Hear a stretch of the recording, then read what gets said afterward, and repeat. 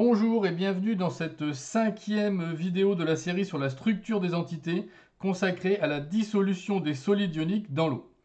On a vu dans les vidéos précédentes que la cohésion des solides ioniques est due à la forte interaction entre les anions et les cations qui le constituent, et que l'eau est une molécule polaire. Dans cette vidéo, on va voir en quoi cela nous permet d'expliquer la capacité de l'eau à dissoudre les solides ioniques.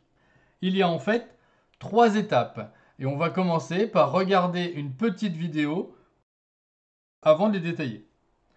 Lorsque l'on verse un solide ionique dans l'eau, les molécules d'eau polaires vont affaiblir les interactions entre les ions par leur interaction avec chacun des ions. Elles vont ensuite entourer ces mêmes ions, diminuant encore les interactions et permettant aux ions de se répartir dans la solution, comme on le voit ici.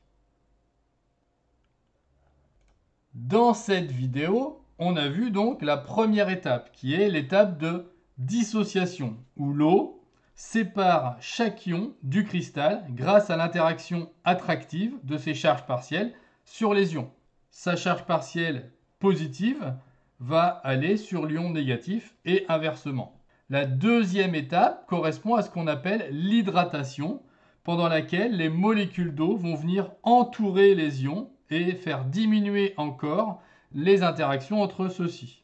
Et du coup, la troisième étape, qui s'appelle la dispersion, eh bien, comme les interactions sont tellement faibles, alors l'agitation thermique, ou ce qu'on appelle aussi le mouvement brownien, va suffire à disperser les ions dans la solution. Regardons maintenant comment on peut modéliser macroscopiquement cette dissolution par une équation de dissolution. Comme on l'a vu en seconde, c'est une transformation physique. Il y aura donc conservation des ions. Regardons ça sur le premier exemple qui est le chlorure de sodium. On voit sur le petit schéma qu'il contient un ion sodium Na+, pour un ion chlorure Cl-. Il n'a aucune charge au global. Le solide, noté petit s ici, est neutre. Les charges se compensent. Quand on va placer le solide en solution, les ions vont être séparés, comme on l'a vu précédemment, solvatés, hydratés. Et à ce moment-là, dans l'équation de la solution, on va noter un petit AQ, ici puisqu'on est en solution aqueuse, c'est-à-dire avec le solvant qui est de l'eau. Donc voici le type d'équation que l'on va écrire. On retrouve bien évidemment un ion sodium du côté du solide et un ion sodium du côté de la solution, un chlore de ce côté-là et des ions chlorure de l'autre côté. Prenons un deuxième exemple qui va être le carbonate de potassium. On voit cette fois-ci qu'il y a 2 ions potassium pour un ion carbonate. Quand on va placer le solide en solution, les ions vont être séparés sous l'action de l'eau et on peut écrire comme bilan de l'équation K2CO3 avec un petit s pour dire qu'on est sous forme solide au départ, et une fois qu'il est en solution, 2K+, puisque ici on voit qu'on a 2K, on les retrouve ici, et un ion carbonate, comme on le voyait ici au départ dans le solide. On retrouve 2 charges plus, 2 charges moins, et il y a toujours neutralité pour la solution ionique. Regardons maintenant la concentration effective des ions en solution. Reprenons le premier exemple avec son équation. Si on place dans la solution n mol pour un volume V total, la concentration en soluté apportée va être petit c égale n sur V. D'après l'équation de dissolution, on voit que la dissolution d'un NaCl va donner un ion Na+.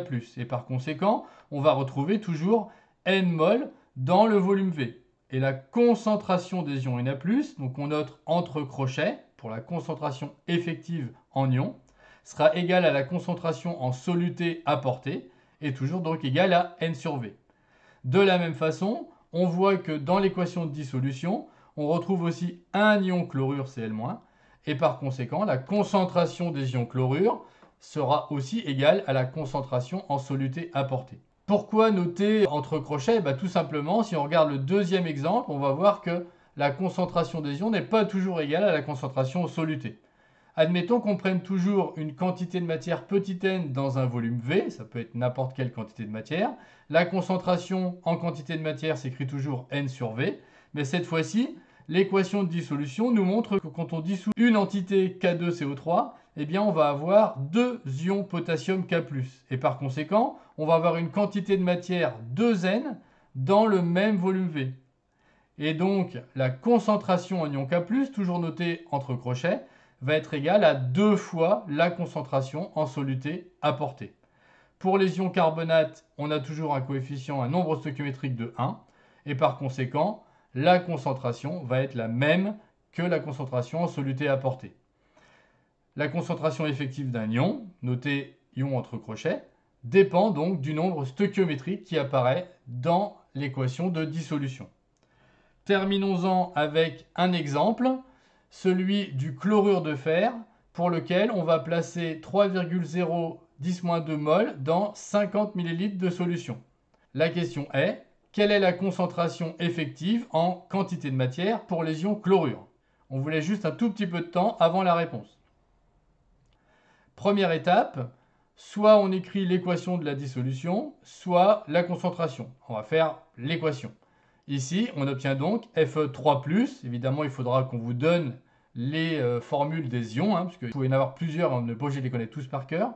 Et ici, donc pour la conservation de la charge, mais on le voit aussi de l'autre côté.